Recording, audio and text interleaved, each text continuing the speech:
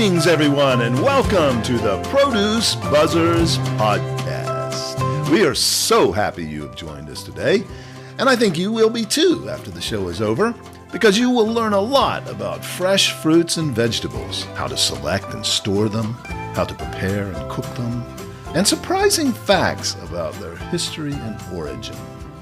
We hope it inspires you to eat more fresh fruits and vegetables, not only for your health, but also for your delight and pleasure as you explore their amazing world of taste and delicious flavors. Eating more of them will transform your life in so many positive ways. So settle back, relax, and get ready for another delicious adventure with the Produce Buzzers.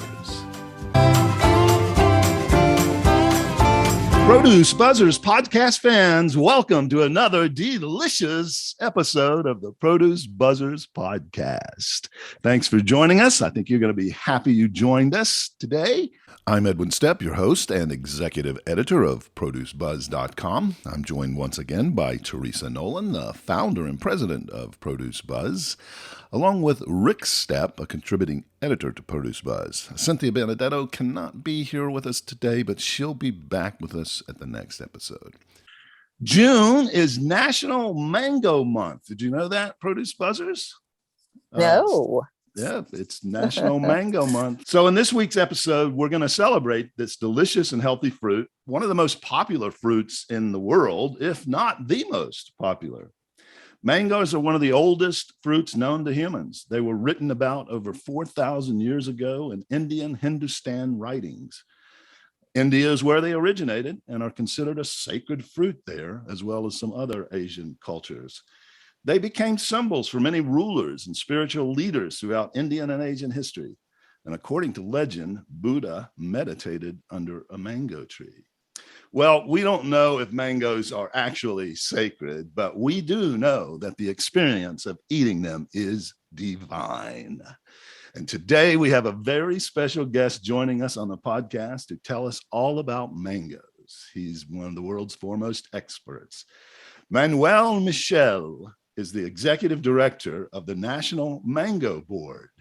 The National Mango Board is a diverse group of mango growers, shippers, distributors, marketers, and researchers on a mission to educate U.S. consumers about the culture, flavor, and nutrition of the world's most versatile superfruit, the mango. Manuel has served as an executive director of the Mango Board since 2014, where he is responsible for developing and overseeing the strategic goals, plans, and program initiatives that promote higher awareness and consumption of mangoes in the United States. Manuel has an agricultural background and has worked on issues that affect the produce industry for 20 years. Prior to joining the Mango Board, Manuel provided regulatory oversight to several federal government commodity programs for the USDA's Marketing Order and Agreement Division.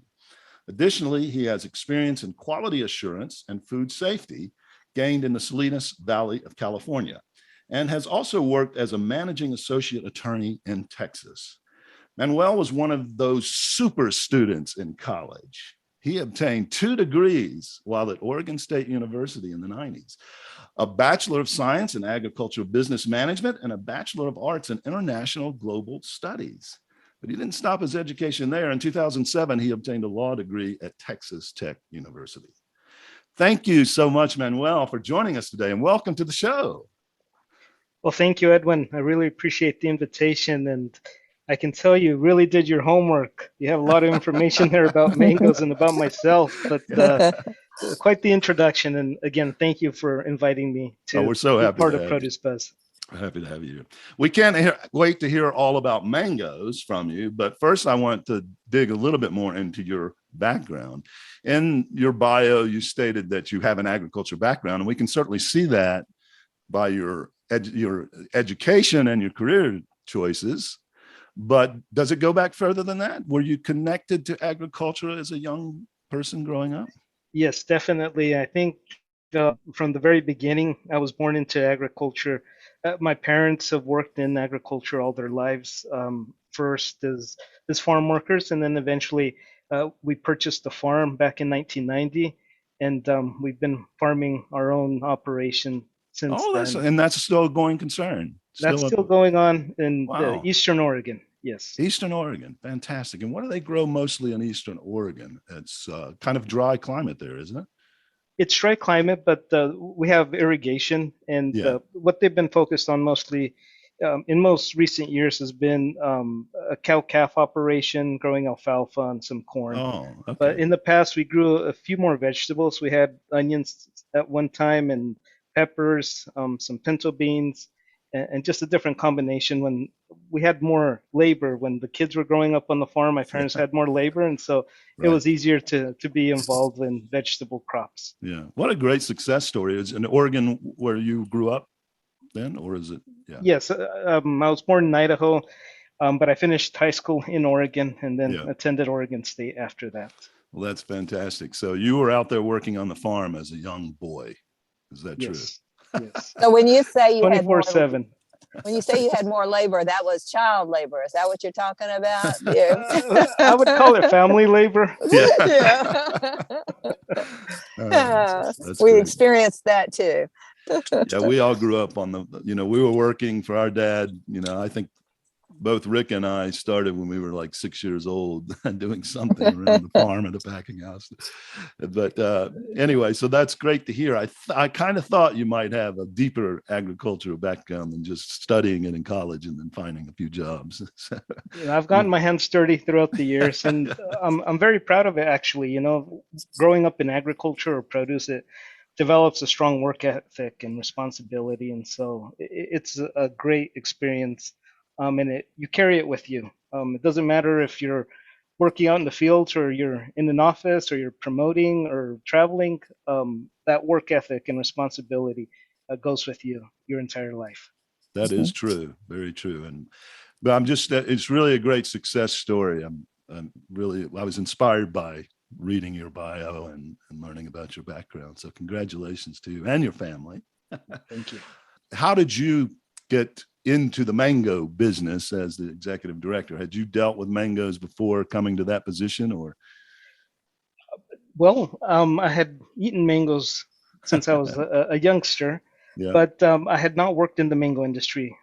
Growing up in Northwest, I was mostly focused on working with potatoes and onions and other commodities there in the Right. Northwest. But an opportunity came up to work with the mango industry, and so started discussing with the people that were looking to fill the position.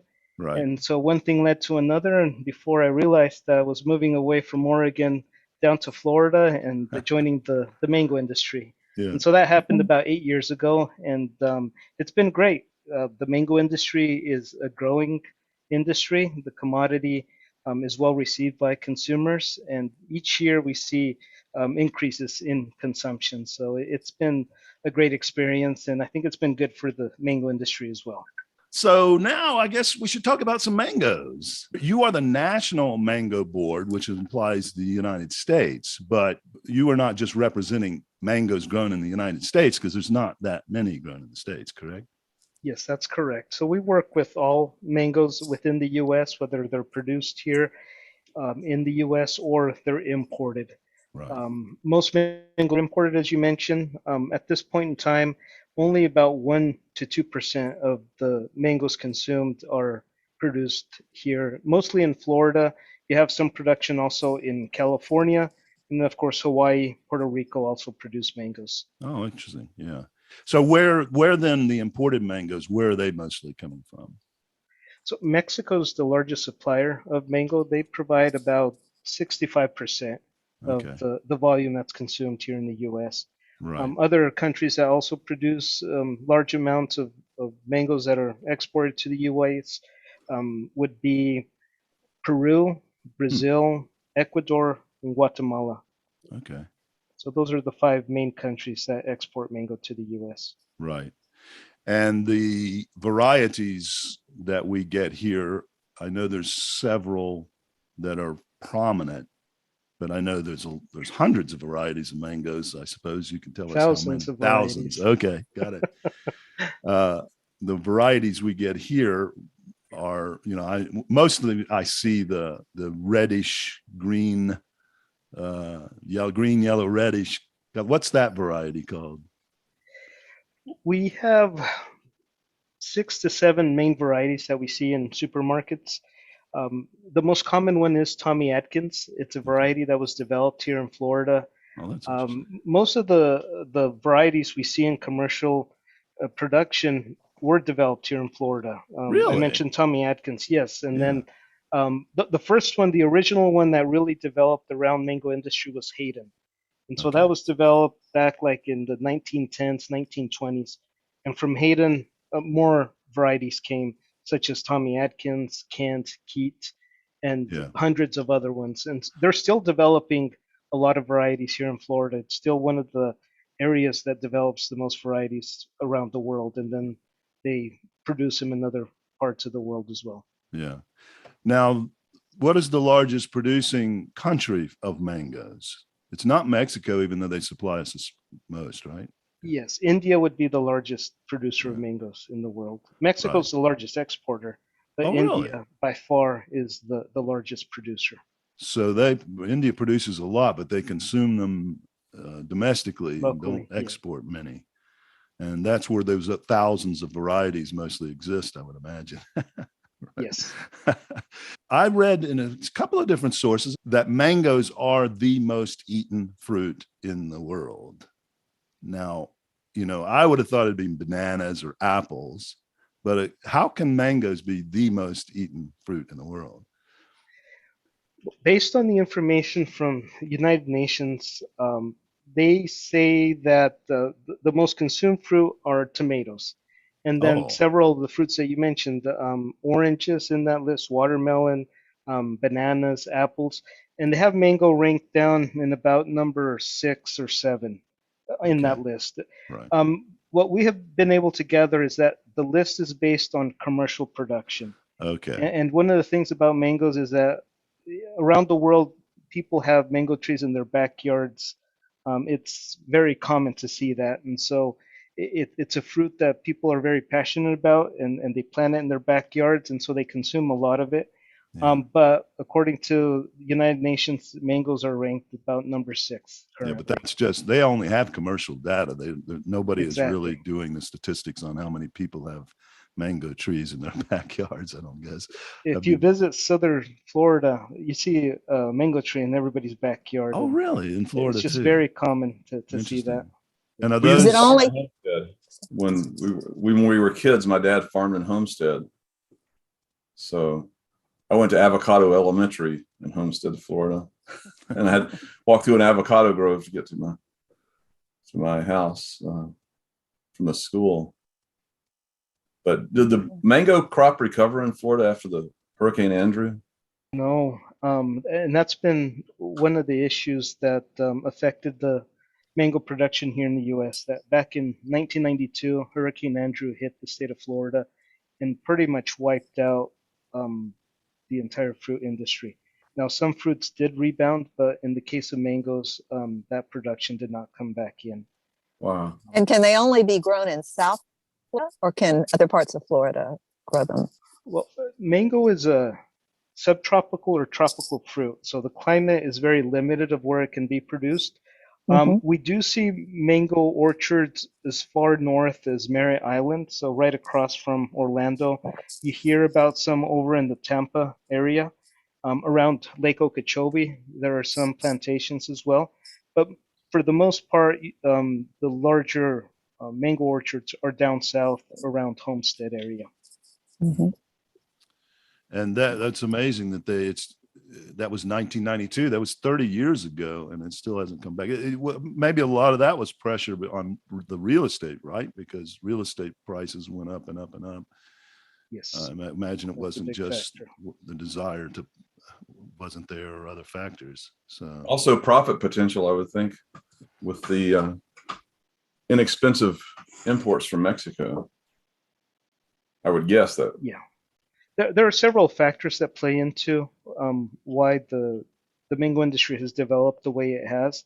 As you mentioned, as imports became more common, that also puts pressure on the prices and also the volumes that the retailers expect. And so there are a number of factors that play into how each industry develops.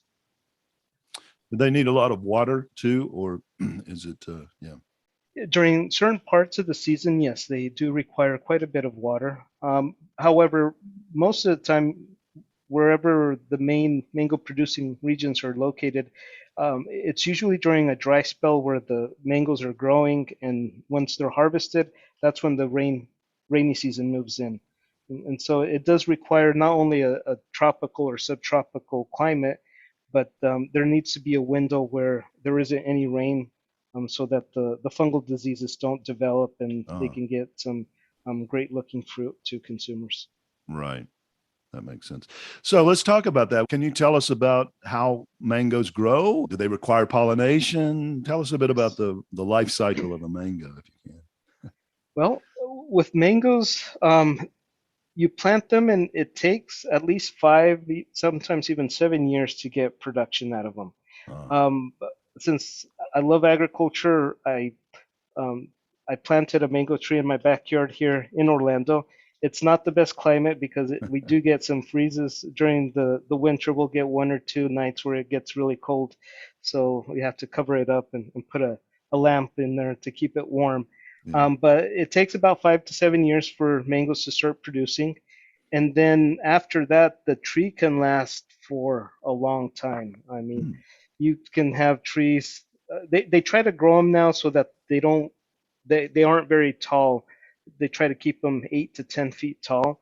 But Yes. with many of the varieties, if you let them grow, you see trees that are 30, 40, 50 feet Wow. high. And so it's a tree that grows very vigorously, but you try to keep it low to make it easier to harvest. Right. That And makes so they sense. prune them down to that Yeah. size. So they keep them low just by pruning. They're not developing dwarf stock or anything like that. Actually, yes, they do have some dwarf stock. The tree I have in my backyard is an Angie variety, and it's Mhm. a dwarf tree. It naturally only grows to about 6 to 7 feet tall.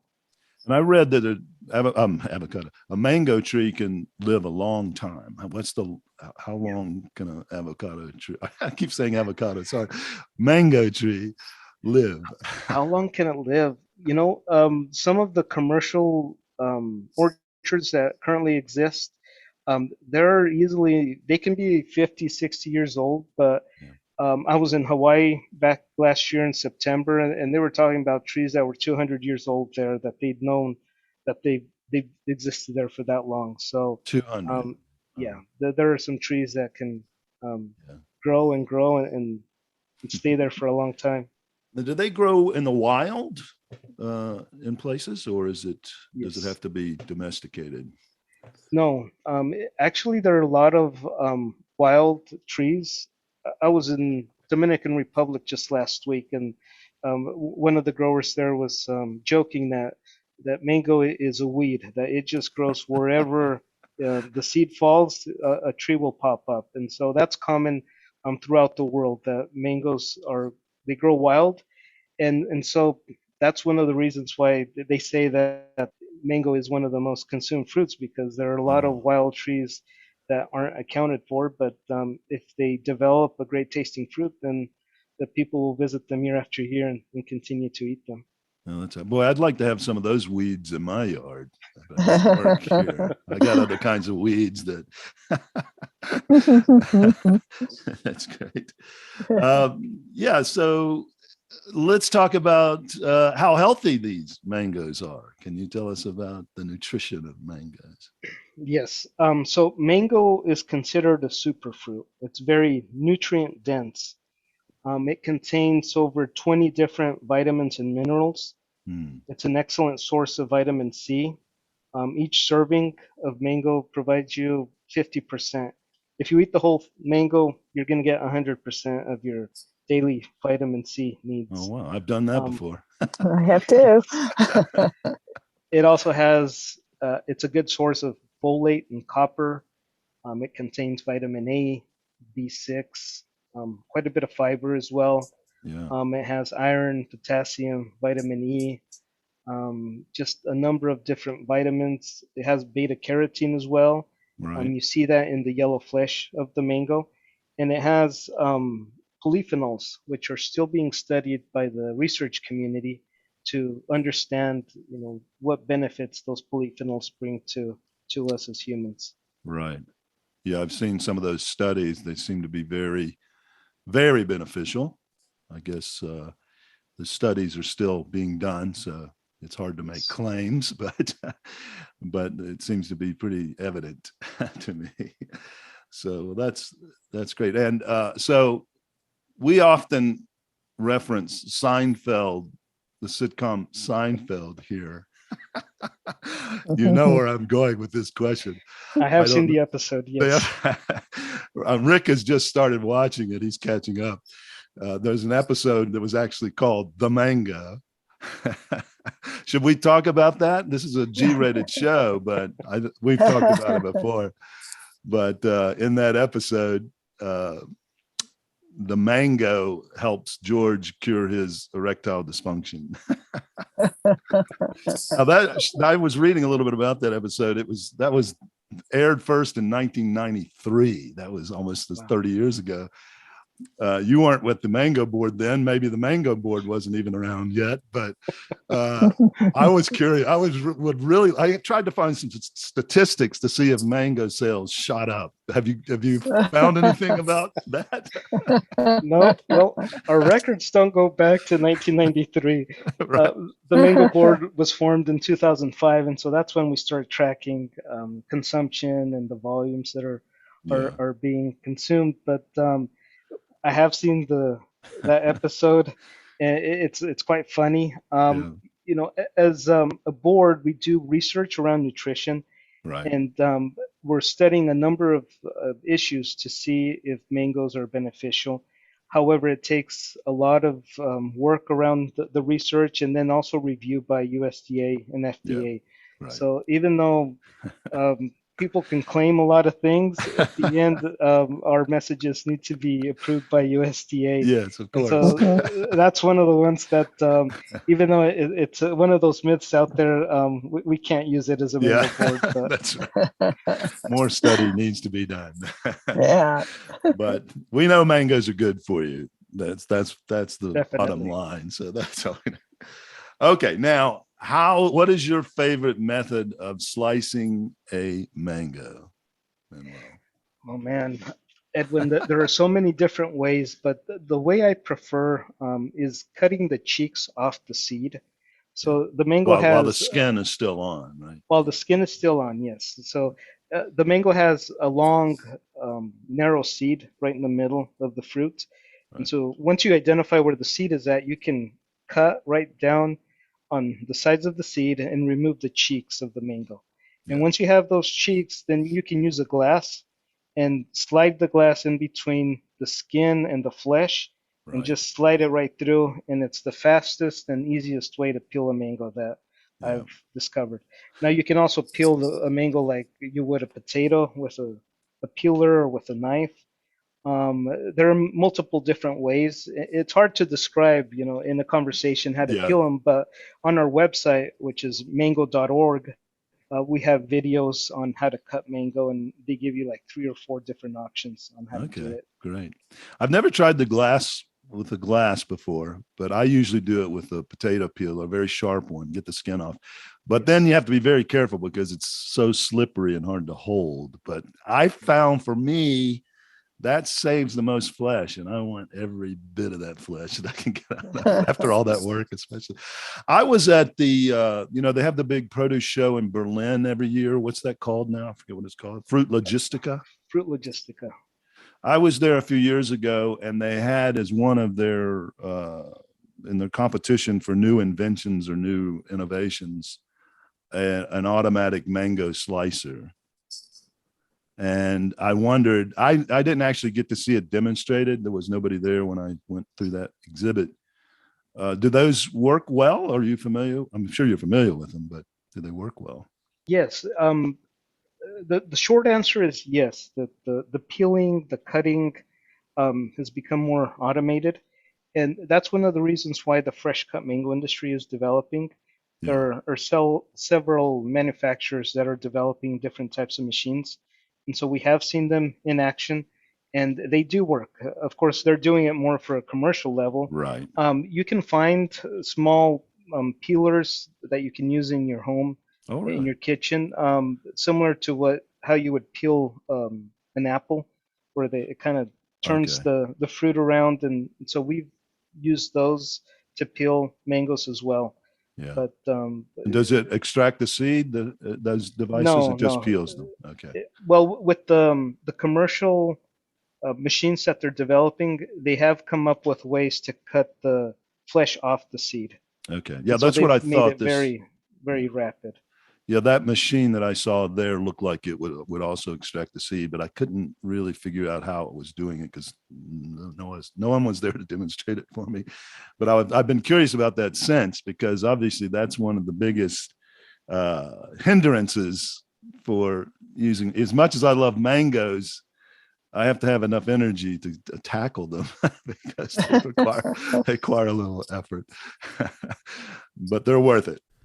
You say on your website that mangoes are one of the most versatile fruits and can be used in a lot of different ways. I like making a mango, banana, pineapple salad. That's one of my favorite dishes. But tell us about some of the versatile ways that you recommend our listeners to try them. Mango is very versatile, as you mentioned, Yeah. Edwin. Probably the most common way is a fully ripe mango and just eating it as a fruit. Yeah. But different parts of the world do eat mango green. In Asian countries, they make salads out of green mango, and that's an area that we're starting to develop a little bit more with Oh, recipes here at the Mango Board. With the mango, if it's still not fully ripe, it's still in a Mhm, green stage, call it a mhm, stage one or stage two.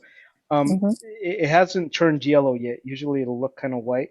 And some varieties, for example, the keep variety, you can eat it green. You can cut it into slices, wedges, and include those in your salad. So would that be identified, that particular variety be identified on your website? Yes, on our website we list out the main varieties, and Mm-hmm. so the key, it can be found here in Florida. So right now is mango season here in Florida.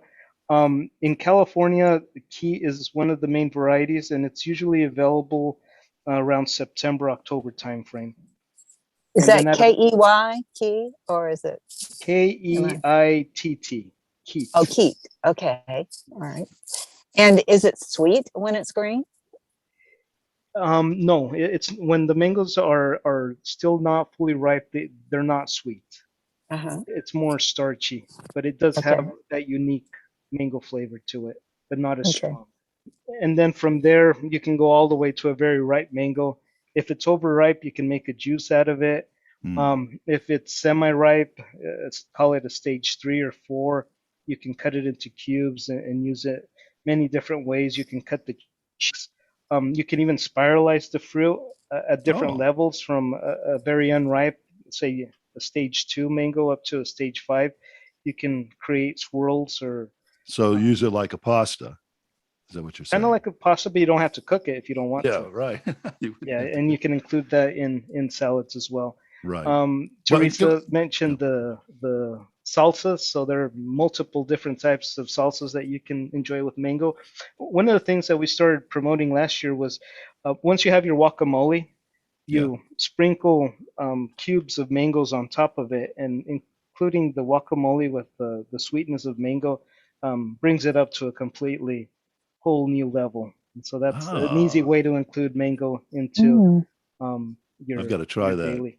I have a great guacamole recipe, but I've never put a mango on it. But I've had mango salsa and guacamole, eating them together. So that Yeah. would work as well.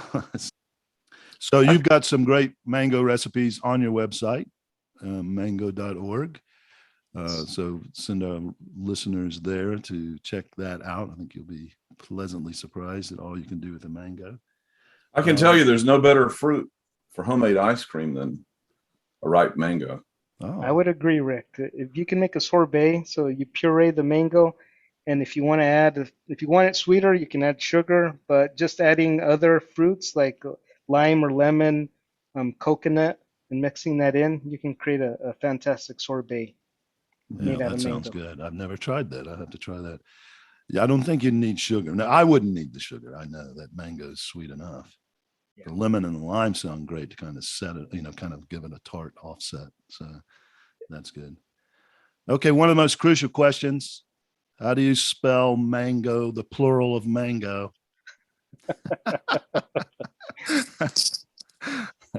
So as a mango board, we spell it Mangos. However, depending where you're at, who you ask, they do include an E in the plural, mangoes. Yeah. It was a discussion point for the mango board early on back in 2005. Oh. And just to make it easier for everybody, we left out the E. USDA still includes the E, so Oh, it just really? depends who you ask. But for consistency's sake, we've left it as mangoes without the E. Yeah, I like spelling it that way too. It looks funny when I see the E in there. Mango is the original word. That's not an English word for the fruit. That is the original name going back thousands of years. I believe so. Yes. Yeah. So out of India. Mango is a goodwill gesture in most parts of Asia. So they will give you a basket of mango and as a goodwill gesture. Oh, interesting. When I visited China about 5 years ago, and they're also large producers and consumers of mango, and every morning they would bring you a basket of mango, and so we ate a lot of mango during that trip. That wasn't just because you were executive director of the Mango Board. They do that if I go, will they do that for me? I think they will do that for you. If it's in season, definitely. Yeah, I did read that in India, if you give someone a basket of mangoes, it's a sign of deep friendship. Yes. Also that they use them in their weddings and the leaves for decoration in the weddings in India. So, what if you give them a basket of rotten mangoes? What does that mean?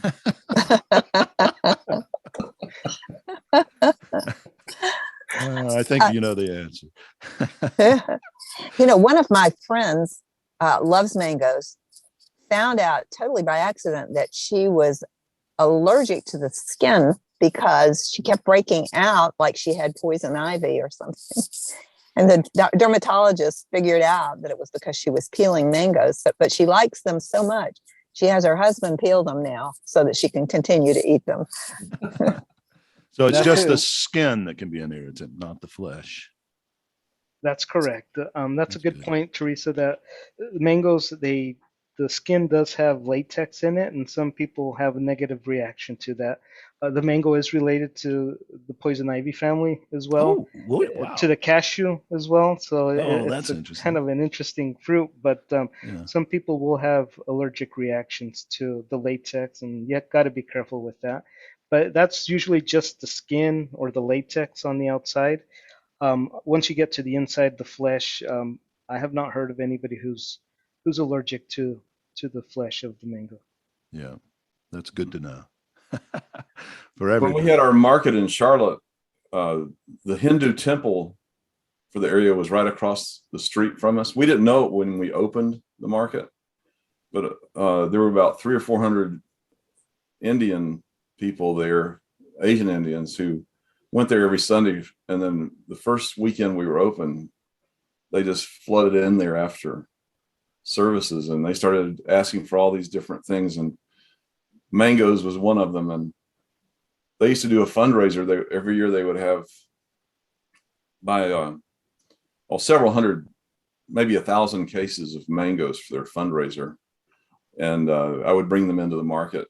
It was pretty funny. But one thing, that distinct smell of an overripe / rotten mango is very distinct. And I was on the Big Island of Hawaii once, and we were walking out in the woods, what I call the woods. They call it the jungle there, I don't know, but I kept smelling this familiar smell. What is that? And I looked down at the ground, and there were all these overripe mangoes that had fallen from the tree, and they had all the black spots on them. Well, I picked up about 10 of them and took them back to the hotel, and they were the best mangoes I've ever eaten. I'm sure Rick didn't eat the black spots. You just cut those. No, I cut them out and very carefully. Yeah, and you can remove the skin. If the black spots are on the outside only, you can still remove that, and as long as the flesh on the inside is complete and not dark, then you can eat that. Yeah. That's what I remember using for the homemade ice cream, was the ones that started to get the black specks on the outside. Yeah, they're very sweet at that point. So yes. Yeah. One of the varieties, the honey mango or the ataulfo, as it matures, it goes from green to a bright yellow, and eventually it starts to get wrinkles on it. And many of the retailers thought that they were past their prime and they were getting rid of them. And no, you got to stop, because that's where they taste the best. And so we do a lot of education around mangoes. Give our listeners some tips on how to select the best mangoes and what, how to store them and ripen them. So a mango is a climacteric fruit, meaning that even though it's harvested when it's at a certain mature level, it continues to mature. And so you may purchase a mango that's still hard, and you can hold that mango until it starts to feel soft, similar to an avocado. So when you purchase mangoes, you can give them a slight squeeze, and if it gives, then it means that they're getting to that point where they're ready to eat. Um, there's some varieties like the honey mango or the ataulfo where they change color. They go from a green to a yellow color, and so that's one indicator. But for the most part, the best way to determine when the mango is ready to eat is to give it a slight squeeze, and if it gives, then it's mature enough to enjoy. Fantastic. And then once they get them, yeah, go ahead, Teresa. Sorry. And once they're ripe, how long can you refrigerate one? So once the mango is ripe and you cut it, you can put it in the refrigerator. It'll probably last you 4 to 5 days. However, it's not good to put the whole fruit in refrigeration, because mango, since it's a tropical fruit, it doesn't like that cold environment.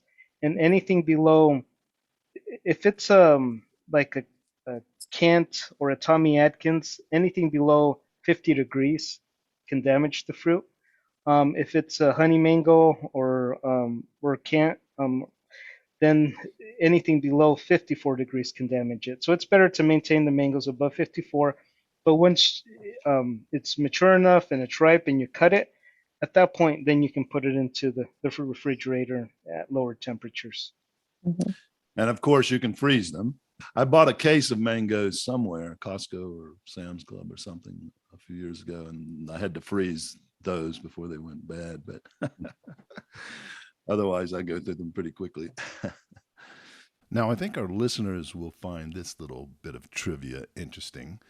There is a design for fabric and clothing that was inspired by the mango. Can you tell us about that? Yes, within the Indian culture, the paisley shape was inspired by the mango. And so most people are familiar with that paisley shape.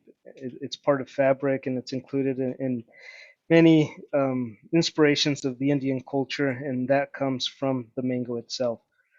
Mangoes can have several different shapes. The ones we find here out of Florida are, for the most part, round mangoes. But if you go to Asia, the mango tends to have a curve and different shapes to it, and so that's where the paisley shape comes from. Now, that was totally new to me when I read that on your website. I think I read it first on your website. I did not realize where that's such a popular pattern over there. It's gone in and out of fashion, of course, but then when I read that, I thought, well, this doesn't really look like the shape of a mango, but it is a shape of a very common mango in India, or close to it. Yeah. That's amazing. It's amazing it has become so prevalent and survived. Well, what else do you want to tell us about mangoes? On July 22nd is National Mango Day. On that day, we're going to be releasing a series dedicated to the mango, of course. It's going to be short videos, 5 to 10 minute long videos that focus in on where mangoes are produced, the people that are involved in the industry, also the chefs that inspire different culinary recipes. And so we're going to be focusing the first 3 videos on Puerto Rico, Hawaii, and the state of Oaxaca in Mexico. And over time, we'll be developing some additional videos. But we encourage people to visit our website, mango.org. That's where you can find these videos that we'll be developing, and also on our YouTube channel.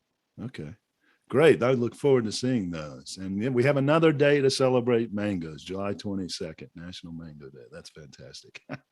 But as I said, we celebrate them all the time, all year long here. So tell us about the seasonality of mangoes. Are they available year round? Yes, mangoes are in season year round. They're produced in different regions around the world. Early in the year, in January, most mangoes are coming in from Peru. And then the Mexican season starts around February, runs all the way to August, September. During those summer months, we also have the mangoes here from Florida, Central America, and the Caribbean islands also provide mangoes during the summer months. And then once you get into September and October, mangoes are coming in from Brazil. And then during October, November, December, we see them from Ecuador. So the mangoes are available throughout the year. That's great. That's great. I have noticed that there are usually some in the store all year long, but it's good to know where they're coming from in those regions and how it happens. So, I have a question. Are you allowed to tell us your favorite variety of mango? That's the question, Rick. You know, the best mango I've had are the ones you enjoy in the orchard underneath the mango tree. And so it doesn't matter which variety it is. If it's ripe and you're out there in the field or in the orchard, the varieties taste great. Now, one of the ones that I look forward to because of their size and because they have more of a citrus type flavor in combination with the mango flavor are the Keat mangoes. And so you can get some really good Keats here out of Florida and out of California, and then also out of North Mexico, North Sinaloa. So that's the variety that I enjoy. The Keat, is that green all the time? It doesn't change color? On the outside, the Keats are green. There are places like Puerto Rico gets a little bit of a blush on the Keats, but for the most part, Keats are green on the outside. But you give them that squeeze, and if they give, then they're ripe enough to enjoy, and they have more of a citrus type flavor to them. Great. And one other question, do they ripen on the tree? You know, avocados do not. Do they have to be harvested to ripen, or will they ripen on the tree? You could leave them on the tree long enough for them to ripen. I have seen some mangoes that you pull them off the tree and they're soft enough to enjoy. But for the most part, as I mentioned, the mangoes are a climacteric fruit, so they're harvested when they're mature enough to continue their process of ripening. And then once they're harvested, they're processed, and then they can be placed in ripening rooms to manage that, how they ripen. Right. You mentioned ripening rooms. For our listeners who may not understand that term, it's well, maybe you should explain it rather than me. But I know bananas are put in ripening rooms. Avocados are. What is that process? So the fruits you mentioned, Edwin, they're climacteric fruit, and as I mentioned, that when the fruit starts to mature, ripen, it releases ethylene. And so if you provide more ethylene to the fruit, they'll ripen more steadily. And Right. so it's very common to place these fruit in ripening rooms to have more consistency, and then to get those fruits to the consumer at the right ripeness level. Yeah. So bananas go through that process, avocados, tomatoes, and also mangoes. Right. And do they need that to ripen, or it just speeds it up, or maybe gets this process started? Is that correct? They don't need to be placed in ripening rooms, but it just speeds up the process. Right. And for our listeners too, we've talked about it before on past episodes, but when they hear something scientific like ethylene gas, they may think, "Oh, this is not natural." But tell them that they don't need to be afraid of that, right? So ethylene is a compound produced by the fruit itself. Right. And again, it's very common, not just with mangoes, but bananas and avocados release that ethylene. And if you give it an extra dose of ethylene, then it speeds up that ripening process. Yeah, but it's a natural gas that's developed and provided by the fruit itself. Right. And it would be true. Would it be true or advisable if you buy a mango that's pretty firm, you could do a little bit of that process yourself, like we do with kiwi Yes. fruit, put it in a bag and give You us can some put tips it there. into you can put it into a paper bag and with other mangoes, because the more fruit you have in there, the more ethylene that will be released, or with other fruits as well. Any of those fruits that release ethylene, you can put them into a paper sack with the mango, and it'll help the ripening process go faster. Yeah, like bananas and even apples. Apples are not climacteric, are they? They don't ripen after they're picked, but they put off a lot of ethylene, don't they? Is that true? I don't recall, Edwin. Yeah. I'd have to look that one up. We'd have to They talk do. to Dennis. But Yeah. you can't ripen an apple with ethylene. No, but if you put an apple in with a mango in a bag, It does emit ethylene. yeah, I've heard that apples are one of the biggest emitters of ethylene. I'll have to check my facts on that. Teresa, you worked a lot with the New Zealand Yes. growers. I'm not sure how much ethylene they produce, but I know that's one of the things they always would say. You know, when we talked about avocados early on, they'd say put them in a bag with banana or an apple, and that produces ethylene and helps to ripen them. But I think the industry has gotten so good at this ripening process that usually whatever fruit you buy that is going to need to be ripened usually ripens very well. I think the industry has gotten much better at that. So Yeah, you don't need to do it so much at home anymore. yeah. You mentioned that they're working on new varieties. I'm sure you can't reveal what's happening there fully, but what are the things they're trying to improve on the mango varieties?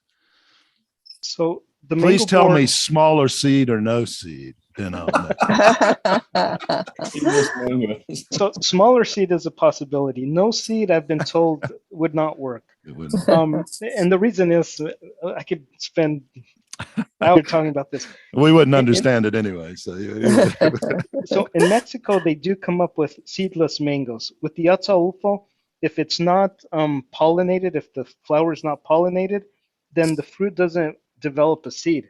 And you end up with these really small mangoes, super sweet, and they don't have a seed, or if they do have a seed, it's just like really, they call them baby mangoes. You can find them in the U.S. markets during the probably around February, March period. I'm sorry to interrupt you, but I know there's a company that is marketing something called a sugar mango that you can eat out of hand, the skin and everything. Yeah. Is that a real mango, or is it just that's a real mango? I think those are coming out of Colombia, the mango azúcar, right. And so sugar mango, yes. Yeah. But so what I've been told is that if the flower isn't pollinated properly, it doesn't develop the seed, but then the fruit doesn't grow. So you can have seedless mangoes, but they're not going to fully develop. You'd have to add additional hormones to make the mango grow, and so you don't want to take something away to add, they never get very big. Correct. You're saying. I would guess the nutritional value is lower as well. That's just my guess, but we haven't done any studies on those baby mangoes to see what their nutrition content is. Mm-hmm. But going back to the mango board, the study that we are supporting and funding, we're at the stage now where they've developed the mango genome, but the breeders have been having a difficult time identifying markers where they're located within the genome map. Mm. And so what we're doing, we're going to fund studies to identify certain markers. For example, the color of the skin, or how sweet it is, or if it has more resistance to anthracnose, or any of the things that we talked about today. Right. There are certain varieties that are stronger in those areas, and so if you can identify them within the genome map and develop those markers, then it makes it easier for the breeders to know what they're looking for. Right. And it's painstakingly long, and the research, because you said it takes 7 years for them to start to bear. Yeah. So you might breed this new variety, but you won't know for 7 years. Is that true? Well, under normal circumstances, yes, that's what happens, because until the tree bears fruit is when you realize how good of a fruit you have. But Right. with the genetic markers, once you grow out the seed, you can test the seedling and see if it Oh, has okay. Yes. all Got those it. characteristics or Right. markers that you're looking for. And if they Yeah. don't, then they get rid of them. Yeah. So you can check the DNA pretty early on and Exactly. know whether you're heading in the right direction without getting the fruit. So that's good to know. So Yes. grafting onto another tree, like a mature tree, wouldn't necessarily change the time for maturity. So I've heard that you can graft and you could be harvesting within 2 or 3 years. So it does speed up the process. Yeah. yeah. Okay, well, now we really will let you go. Get back to making sure we get our mangoes out there. They've had them on sale in my stores here in the past few weeks. So I've taken advantage of that. So I'm sure that we'll tell our listeners to look for specials and sales. But even when they're not on sale, buy them because it's worth it. So, They're never too expensive. Thank good. right. That's true. Well, thank you so much, Manuel. Such a pleasure. Delight to have you on. Thanks for sharing all your information. Well, thank you, Edwin. I really appreciate your invitation and had a great time talking with you and Teresa and Rick. Okay, Thank great. you. Thank you. Well, listeners, I hope you enjoyed hearing all about mangoes today. Such a wonderful fruit and so versatile. Don't forget to visit the National Mango Board's website. That's mango.org. Very easy to remember, mango.org. Lots of great recipes there and all the information you need to buy, store, and prepare mangoes. Well, thank you, listeners, for tuning in to the Produce Buzzers podcast, brought to you by Produce Buzz, the gathering place for lovers of fresh fruits and veggies.